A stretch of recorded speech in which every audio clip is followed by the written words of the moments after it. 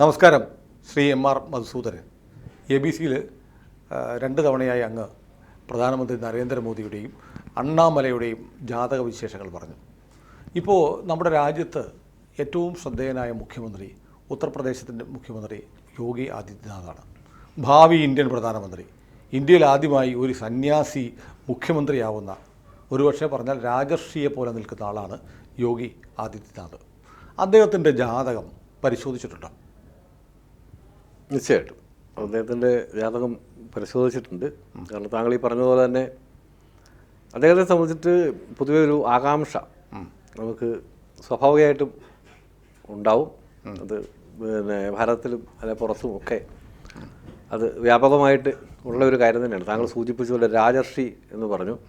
അപ്പോൾ നമ്മുടെ ഭാരതത്തിൻ്റെ ഒരു സംസ്കാരം അനുസരിച്ചിട്ട് രാജാവ് ഭരിച്ചുകൊണ്ടിരുന്ന സമയത്തും ഈ രാജഗുരു അല്ലെ രാജർഷി എന്ന് പറഞ്ഞൊരു വ്യക്തി ഉണ്ടായിരുന്നു. നമ്മൾ ഇപ്പോഴത്തെ ഒരു അറ്റോർണി ജനറലിനെ പോലെയും അല്ലെ അതിലുപരി ആയിട്ട് രാജാവിന് ഗുരു. ഇപ്പോൾ നമ്മളാണെപ്പോലും നമ്മളെ പഠിപ്പിച്ച ഗുരുക്കന്മാർക്ക് നമ്മളൊരു പ്രത്യേക ബഹുമാനമുള്ള. അപ്പോൾ അത്തരത്തിലൊരാളിനെയാണ് ഈ ഭരണപരമായ കാര്യങ്ങളിൽ ധാർമ്മികമായ കാര്യങ്ങളിലോ അനീതിയോ ഉണ്ടായാൽ രാജാവിനെ പോലും ശ്വാസിക്കാൻ വേണ്ടിയിട്ട് അധികാരമുള്ള ഒരു വ്യക്തി ഉണ്ടാവുക. അപ്പോൾ അത് രാജാക്കന്മാർ ഋഷിമാരായ കഥയുണ്ട് നമ്മുടെ രാജ്യത്ത്. അത് നമ്മുടെ ഈ ഒരു വിശ്വാമിത്രനെ പോലുള്ളവരൊക്കെ സന്യാസ പരമ്പരകളിൽ ഭാരതീയ സങ്കല്പം അതാണല്ലോ. ബ്രഹ്മചര്യം അല്ലെ, ഇവിടെ സന്യാസി രാജാവായിരിക്കുക, വാനപ്രസ്ഥം സന്യാസം എന്നുള്ളതായിരിക്കും. അപ്പോൾ സന്യാസം തുടക്കത്തിലേ ആവുന്ന ആൾക്കാരുണ്ട്. അതല്ലാത്ത വ്യക്തികൾ ആ ഒരു ചതുർ മാർഗത്തിൽ. ഇദ്ദേഹം ഗോരഖ്നാഥന്റെ അവന്താണ്, മുഖ്യ പുരോഹിതൻ. അതെ അതെ അതെ ശരി. മഹന്ത് അവൈദ്യനാഥിൻ്റെ ശിഷ്യനാണ്. അപ്പോൾ അദ്ദേഹത്തെ സംബന്ധിച്ചിട്ട് വളരെയധികം കഥകൾ നമ്മൾ കേട്ടിട്ടുണ്ട്. ആ കഥകളൊക്കെ സത്യമാണോന്ന് അറിയാൻ വേണ്ടിയിട്ട് ഇവിടെ ഒരു പ്രമുഖ ചാനൽ വണ്ടിയും പിടിച്ച് അവിടെ പോവുകയും ആ കാര്യങ്ങളെല്ലാം വാസ്തവമായിരുന്നു എന്നുള്ള ഒരു കാര്യങ്ങൾ അവർ തിരിച്ചറിഞ്ഞു. ഭാഗ്യത്തിന് ആ പോയ കാര്യങ്ങളെല്ലാം സത്യമായിരുന്നു എന്നുള്ള കാര്യങ്ങൾ. കാരണം അദ്ദേഹത്തിൻ്റെ പ്രൈവറ്റ് സെക്രട്ടറി ഒരു മുസ്ലിമാണ് എന്നൊക്കെ പറഞ്ഞിട്ടുള്ള ഒരു 5 വർഷം മുമ്പ് ഒരു പ്രചരണം നടന്നിരുന്നു. ഞങ്ങളത് ഓർക്കുന്നുണ്ടാവും. അത് സത്യമായിരുന്നു എന്നുള്ളൊരു ആ വാർത്താമാധ്യമത്തിൽ കൂടെ തന്നെ നിരവധി ആ ഒരു ഉദാഹരണം ഞാൻ പറഞ്ഞു, നിരവധിയായിട്ടുള്ള കാര്യങ്ങൾ പറഞ്ഞിരുന്നു. അതെല്ലാം വാസ്തവമാണെന്ന് അറിഞ്ഞിരുന്നു. അതുപോലെ തന്നെ അദ്ദേഹത്തിനെ സംബന്ധിച്ചിട്ട് അദ്ദേഹത്തിൻ്റെ ഈ ബഹുമുഖ പ്രതിഭയാണ്, പല മേഖലയിലുള്ള കഴിവ് തെളിയിച്ച വ്യക്തിയാണ്. ആ സന്യാസത്തോടൊപ്പം തന്നെ ഭരണപരമായ കാര്യങ്ങൾ വളരെ വിജയകരമായ രീതിയിൽ മുന്നോട്ട് കൊണ്ടുപോയ വ്യക്തിയാണ്. ഇപ്പോൾ കേരളം പോലുള്ള സംസ്ഥാനങ്ങളിൽ നിന്നാണ് പോലും ഏറ്റവും കൂടുതൽ അപവാദം കേൾക്കേണ്ടി വന്ന ഏറ്റവും ഒരു മോശം മുഖ്യമന്ത്രി എന്നുള്ളൊരു രീതിയിൽ സംസാരിക്കുന്ന ഒരു വിഭാഗം ആൾക്കാരുള്ളത്. അദ്ദേഹം കാവ്യ ധരിക്കുന്നതുകൊണ്ടാണ്. അതെ, വേറെ കാര്യമൊന്നും യു പിക്കാർ പറയത്തില്ല. യു പിയിൽ ആളുകൾക്ക് ഇന്ന് സമാധാനത്തോടെ കിടന്നുറങ്ങാൻ കഴിയുന്നത് ഈ അവരുടെ യു പിക്കാരെന്ന് മാത്രമല്ല അവരുടെ ബാബ വന്നതുകൊണ്ടാണ്. ബുൾഡോസർ ബാബ എന്നൊക്കെ പറഞ്ഞ് കളിയാക്കി. പക്ഷേ യു പിക്കാർക്ക് ഇഷ്ടമാണ് ആ ബുൾഡോസറിനെ. തീർച്ചയായിട്ടും കണക്കുകൾ ഉദ്ധരിച്ചുകൊണ്ട് ഇപ്പം GDP-യുടെ ആണെങ്കിലും മറ്റ് ഗ്രോവിങ് സ്റ്റേറ്റുകൾ നോക്കിക്കഴിഞ്ഞാൽ ഇന്നിപ്പോൾ മഹാരാഷ്ട്രയോടൊപ്പം തന്നെ ഗുജറാത്തിനോടൊപ്പം തന്നെ ഇടിച്ചു നിൽക്കുകയാണ്. ഏറ്റവും ചുരുങ്ങിയ സമയം കൊണ്ടാണ് ആ ലെവലിലേക്ക്. അത് മാത്രമല്ല, ഏറ്റവും കൂടുതൽ ക്രമസമാധാന തകർച്ച ഉണ്ടായിരുന്ന സംസ്ഥാനങ്ങളിലൊന്നായിരുന്നു ഉത്തർപ്രദേശ്. ഇപ്പോൾ ഏറ്റവും സേഫസ്റ്റ് സ്റ്റേറ്റ്സിലൊന്നാണ് ഉത്തർപ്രദേശ് സ്റ്റേറ്റിലൊന്നാണ്. പിന്നെ ഈ പറഞ്ഞതുപോലെ പാകിസ്ഥാനിൽ 20 കോടിയോ മറ്റോ ജനസംഖ്യ, യു പിയിൽ 28 കോടിയുണ്ട്. പാകിസ്ഥാനേക്കാൾ കൂടുതൽ ജനസംഖ്യയുള്ള ഇന്ത്യയിലെ സംസ്ഥാനമാണ്. അതുകൊണ്ട് തന്നെ അതിൻ്റെ വലിപ്പം കൊണ്ട് അവിടുത്തെ പ്രശ്നങ്ങൾ പരിഹരിക്കാൻ കൂടുതൽ സമയമെടുക്കും. തീർച്ചയായിട്ടും. അപ്പോൾ അത് സ്വാഭാവികമായും അത് ക്ലീൻ ചെയ്തെടുക്കുന്ന ഒരു പ്രക്രിയ യോഗി നടത്തിക്കൊണ്ടിരിക്കുകയാണ്. അപ്പോൾ ഇപ്പോൾ വീണ്ടും യോഗി ലൈംലൈറ്റിലേക്ക്, അത് എപ്പോഴും ലൈംലൈറ്റിലേക്ക് ഉണ്ട്. അദ്ദേഹത്തെ ഒരു ദുഷ്ടബുദ്ധിയോടെ ലൈംലൈറ്റിലേക്ക് കൊണ്ടുവന്നത് അരവിന്ദ് കെജ്രിവാളാണ്. കെജ്രിവാൾ പെട്ടെന്ന് ജാമ്യം കിട്ടി പുറത്തിറങ്ങിയ ഉടനെ നടത്തിയൊരു പ്രസ്താവനയുണ്ടല്ലോ, മോദി വോട്ട് ചെയ്യുന്നവർ കബളിപ്പിക്കപ്പെടും, യോഗിയല്ല അമിത്ഷായാണ് പ്രധാനമന്ത്രിയാകാൻ പോകുന്നത്, യോഗിയെ ഉടനെ മോദി ശരിപ്പെടുത്തും എന്തൊക്കെ പറഞ്ഞു. എന്താണ് യോഗി ആദിത്യനാഥിൻ്റെ ജാതകവശാൽ അദ്ദേഹത്തിൻ്റെ ഭാവി എങ്ങനെയാണ്? യോഗി ആദിത്യനാഥിൻ്റെ ഒരു ഗ്രഹനില നോക്കുമ്പോൾ തന്നെ ഉള്ളിൽ അറിയാതെ ഒരു ബഹുമാനം വർദ്ധിച്ചുകൊണ്ടിരിക്കുകയാണ്. കാരണം നമ്മളുടെ ഒരു പ്രത്യേക നിലയിലുള്ള ഭാരതത്തിൻ്റെ ആ ഒരു ഭരണത്തിന് ഒരു 2 ഭാഗമായിട്ട് തിരിച്ചു കഴിഞ്ഞാൽ, ഇപ്പം വാജ്പേയി അദ്ദേഹം ഒരു സന്യാസി ആയിരുന്നു, സന്യാസി തുല്യനായ വ്യക്തിയാണ്. തുടർന്ന് വളർന്ന മോദിജി, അപ്പോൾ അദ്ദേഹവും ഒരു സന്യാസ തുല്യ ജീവിതം നടത്തുന്ന, ഇപ്പോൾ ഹിമാലയത്തിലടക്കം ധ്യാനം ത്തിൽ ഇരിക്കുകയും തപസ്സനുഷ്ഠിക്കുകയും ചെയ്തിട്ടുള്ള വ്യക്തി. ഇന്നിപ്പോൾ നമ്മൾ ഈ ചിത്രീകരണം നടത്തുന്ന സമയത്തും ഇപ്പം അദ്ദേഹം മറ്റൊരു ധ്യാനത്തിലാണ് ഉള്ളത്. അപ്പോൾ അതിലും ഒരു ഫുൾ സന്യാസിയിലേക്കാണ് അടുത്ത ഒരു യാത്ര. അപ്പോൾ ഭാരതത്തിൻ്റെ അടുത്ത ഒരു പ്രധാനമന്ത്രിയും ഒരു സന്യാസിയായിരിക്കും എന്നുള്ള അതിലേക്കാണ് അതായത് മോദിക്ക് ശേഷം ഒരു സന്യാസി വരുമെന്നാണോ? സന്യാസി വരും. അപ്പോൾ അമിത്ഷായോ? വലിയൊരു ചോദ്യമാണ്. അതായത് ഈ പറഞ്ഞ ആ ഒരു കാലയളവിൻ്റെ അകത്ത് ചില വ്യത്യാസങ്ങളുണ്ടായാൽ മതി. ഇപ്പോൾ നമുക്ക് ഈ ടേൺ അനുസരിച്ചിട്ട് കൊടുക്കുന്ന ഒരു രീതിയോ ഒന്നുമല്ല ഇപ്പോൾ ഈ പറഞ്ഞ ഒരു സിസ്റ്റത്തിലുള്ളത്. അപ്പോൾ നമ്മൾ ഈ പറഞ്ഞ സാധാരണ ആ ഒരു സീനിയോറിറ്റി നോക്കുക, അല്ലെങ്കിൽ അവർ ചിലപ്പം സീനിയോറിറ്റി നോക്കി വരുമ്പോൾ യാതൊരു കഴിവുമില്ലാത്ത ആളായിരിക്കും. പക്ഷേ ഇത്ര കാലമായിട്ട് ഇന്ന പാർട്ടിയുടെ ആളാണ്, അല്ല സെക്രട്ടറി ആയിരുന്നു എന്ന് പറഞ്ഞു കഴിഞ്ഞാൽ അവരെ പിടിച്ചതിൻ്റെ തലപ്പത്താക്കുന്ന അവസ്ഥ, അതിൻ്റെ പല ദുര്യോഗങ്ങളും പല സംസ്ഥാനങ്ങളും ഇപ്പോഴും അനുഭവിക്കുന്നുണ്ട്. ഞാനൊന്ന് ചോദിക്കട്ടെ, പലർക്കും യോഗി ആദിത്യനാഥിന് എത്ര വയസ്സുണ്ടെന്നറിയില്ല. യോഗിയുടെ ജനനത്തീയതി ഒന്ന് പറയാമോ? യോഗിയുടെ ജനനത്തീയതി 5/6/1972. ശരിക്കും എന്നേക്കാളൊക്കെ എത്ര പ്രായം കുറവാണ് അദ്ദേഹത്തിനെ 10 വർഷം മുന്നേ കണ്ടപ്പോഴും ഇപ്പോൾ കാണുമ്പോഴും. കാരണം തല മുണ്ടനം ചെയ്ത അവസ്ഥയിൽ ഉള്ള വ്യക്തിയായതുകൊണ്ട് അദ്ദേഹത്തിൻ്റെ ഏജ് നമുക്ക് മനസ്സിലാക്കാൻ വേണ്ടിയിട്ട് ബുദ്ധിമുട്ട് വരും. അപ്പോൾ അത്ര ഒരു ചെറുപ്പക്കാരനായിട്ടുള്ള ആൾ തന്നെയാണ് ഇനി ദീർഘകാലം അദ്ദേഹത്തിൻ്റെ മുന്നിൽ. നമ്മുടെ രാഹുൽ ഗാന്ധിയെക്കാളും ചെറുപ്പമാണ്. രാഹുൽ ഗാന്ധിയെക്കാളും ചെറുപ്പമാണ്. ഇന്ത്യയിലെ ഏറ്റവും പ്രായം കുറഞ്ഞ മുഖ്യമന്ത്രിയാണ് രാഹുൽ ഗാന്ധി. 1970. അത് അദ്ദേഹത്തെക്കാളും 2 വയസ്സും കൂടെ കുറവാണ്. പക്ഷെ ആരും യോഗിയെ യുവാവെന്നോ യുവത്വമെന്നോ ഒന്നും വിളിക്കുന്നില്ല. എല്ലാവരുടെയും ധാരണ ഒരുപാട് പ്രായമുള്ള ഒരാളാണ് യോഗി ആദിത്യനാഥ്. പിന്നെ അദ്ദേഹത്തിൻ്റെ വിദ്യാഭ്യാസ യോഗ്യതയെക്കുറിച്ചും ആൾക്കറിയില്ല. അതെ, അദ്ദേഹത്തിൻ്റെ വിദ്യാഭ്യാസം ഈ ജാതകപ്രകാരം നമ്മൾ മുമ്പ് ഒരു വീഡിയോയിൽ സൂചിപ്പിച്ചതുപോലെ അണ്ണാമലയുടെ ആണെങ്കിലും 5ാം ഭാവം കൊണ്ടാണ് ഈ ഉന്നത വിദ്യാഭ്യാസം മുതലായ കാര്യങ്ങൾ ചിന്തിക്കേണ്ടത്. ആ 5ാം ഭാവത്തിൽ സ്വക്ഷേത്ര ബലവാനായി വ്യാഴം നിൽക്കുകയാണ്. അതിൻ്റെ അംശകം ഉച്ചത്തിലാണ്. ഉന്നത വിദ്യാഭ്യാസമാണ്. മാത്രമല്ല ഇദ്ദേഹം ഗണിതശാസ്ത്രത്തിൽ അതിലെ ബിരുദം റാങ്ക് ഹോൾഡറായിട്ടുള്ള വ്യക്തിയാണ്. അതെ, ആർക്കും അറിയില്ല കേരളത്തിൽ. അതുപോലെ അദ്ദേഹത്തെ സംബന്ധിച്ചിട്ട് അത് ഇപ്പോഴുള്ള കാര്യങ്ങളല്ല, ഒരു വർഷങ്ങൾക്ക് മുമ്പ് അത് ഒരു വീഡിയോ ഞാൻ കണ്ടതാണ്. ഒരു IAS ഓഫീസർ. ഇദ്ദേഹം നമ്മുടെ ഇവിടുത്തെ പോലെ ഒരു 20 ജില്ലയൊന്നും അല്ലല്ലോ.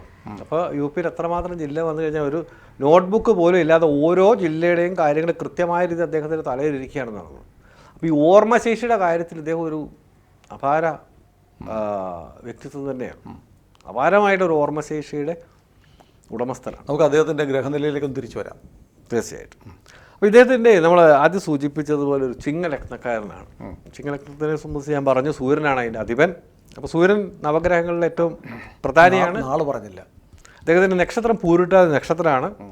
അപ്പോൾ വ്യാഴമാണ് നക്ഷത്രാധിപൻ. അപ്പോൾ ഈ ചിങ്ങലഗ്നക്കാരന് ഇപ്പോഴും ഒരു ലീഡർഷിപ്പ് ഉണ്ടാവും. ആ ലീഡർഷിപ്പിനെ സപ്പോർട്ട് ചെയ്യത്തക്ക രീതി 11 ചൊവ്വ പടനായകനാക്കിടും എന്നാണ് പറയുന്നത്. അപ്പോൾ നേതൃത്വ ഗുണം, അപാരമായ നേതൃത്വ ഗുണം ഉള്ള വ്യക്തിയാണ്. ഈ 5ൽ വ്യാഴം ഉള്ളതുകൊണ്ട് നല്ല മനസ്സിൻ്റെ ഉടമസ്ഥനും അതുപോലെ ചിന്താശേഷി, നല്ല ചിന്ത, കാരണം വ്യാഴവും കൂടെയാണ് അവിടെ നിൽക്കുന്നത്. അപ്പോൾ ധനുരാശിക്ക് ഒരു പ്രത്യേകതയുണ്ട്. രാശികളിൽ ഏറ്റവും പ്രധാനപ്പെട്ട രാശിയാണ്. കാരണം മാസങ്ങളിൽ ധനു മാസമാണെന്നാണ് ഭഗവത്ഗീതയിൽ പറയുന്നത്, അല്ലേ? അപ്പോൾ ആ ധനുരാശി എന്ന് പറഞ്ഞപ്പോൾ നമുക്ക് മേടത്തിന് ആട്, ഇടവത്തിന് ഇങ്ങനെ കാള, ഇങ്ങനെ ഓരോ രൂപമാണെങ്കിൽ ധനുവിൻ്റെ ആ ഒരു എംബ്ലം തന്നെ ഒരു കുതിര. ആ കുതിരയുടെ കഴുത്തിൻ്റെ ഭാഗം മനുഷ്യൻ്റെ തലയാണ്. അപ്പം മനുഷ്യനെ പോലെ ചിന്തിക്കാൻ ശേഷിയുണ്ട്. ആ കുതിരയ്ക്ക് ചിറകുണ്ട്, അപ്പോൾ പറക്കാൻ സാധിക്കും. ആ കുതിരയ്ക്കിടെ കയ്യിൽ വില്ല് കൊമ്പുണ്ട്. ഇതാണ് അതിൻ്റെ എംബ്ലം. അപ്പം ഓടാനും ചാടാനും പറക്കാനും മനുഷ്യനെ പോലെ ചിന്തിക്കാനും അത്യാധുനികമായിട്ടുള്ള ആയുധങ്ങൾ ഉപയോഗിക്കാൻ, അപ്പോൾ എല്ലാം കൊണ്ട് സജ്ജമായിട്ടുള്ള രാശിയാണ്. അപ്പോൾ അവിടെയാണ് ആ വ്യാഴമാണ് അതിൻ്റെ അധിപൻ. ആ വ്യാഴം തന്നെ അവിടെ നിൽക്കുന്നത്. അപ്പോൾ അതെല്ലാം ഈ പറഞ്ഞ രീതിയിലുള്ള എല്ലാ സന്നാഹങ്ങളും സമ്മേളിച്ചിട്ടുള്ള ഒരു മഹത് വ്യക്തിത്വമാണ് നമ്മുടെ ഇപ്പം ഈ ജാതകത്തിൽ പറഞ്ഞിട്ടുള്ള യോഗി ആദിത്യനാഥ്. അപ്പോൾ അദ്ദേഹത്തിൻ്റെ ഈ ശുദ്ധ സന്യാസ യോഗവും കൂടിയുണ്ട്, ഒപ്പം രാജയോഗവും കൂടെയുണ്ട്. ഇപ്പോൾ ഒരു നല്ല സന്യാസി അദ്ദേഹത്തിൻ്റെ ആ ഒരു ആത്മീയത അത് ഈ ലോക ജനങ്ങൾക്കും കൂടെ ഉപകാരപ്രദമാകാൻ വേണ്ടിയിട്ടാണ് അവർ തപസ്സനുഷ്ഠിക്കുക. അങ്ങനെയാണല്ലോ അതിൻ്റെ സങ്കല്പം. അപ്രകാരം ഇത് മറ്റുള്ളവർക്കൂടെ ഉപകാരത്തിൽ വരണമെങ്കിൽ ശുദ്ധ സന്യാസ യോഗവും വേണം, ഒപ്പം രാജയോഗവും കൂടെ വേണം.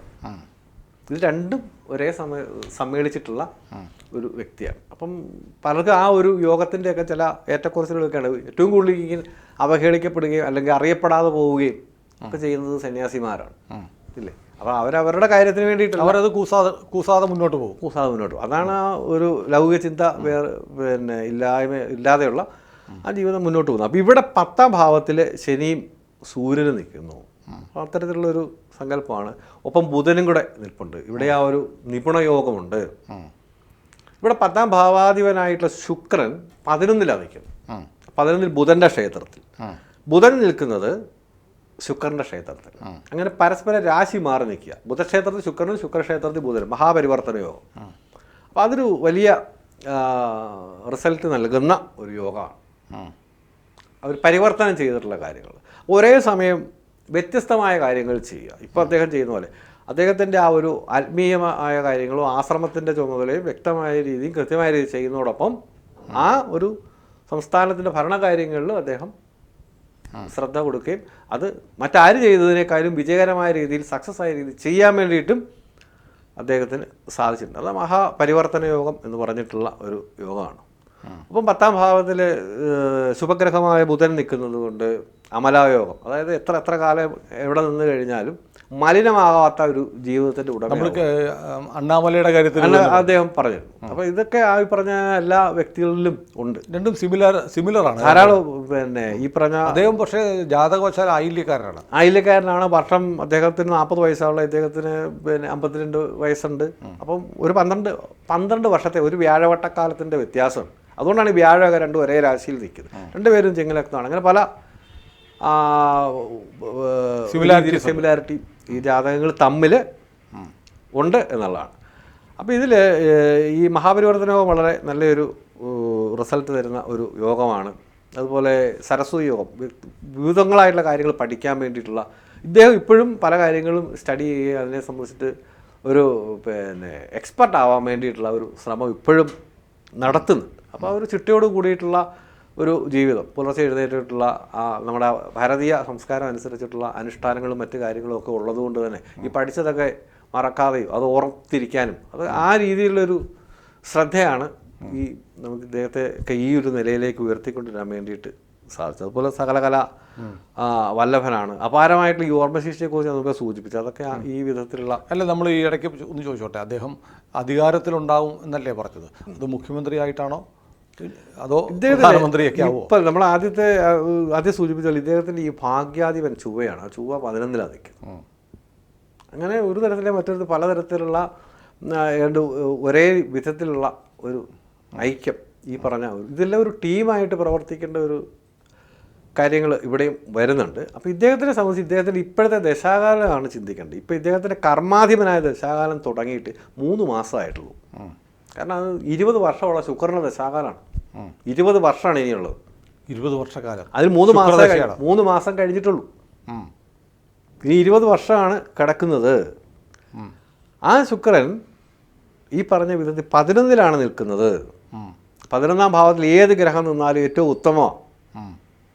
അത് മഹാപരിവർത്തന യോഗം ചെയ്തിട്ടുള്ള ശുക്രനാണ്.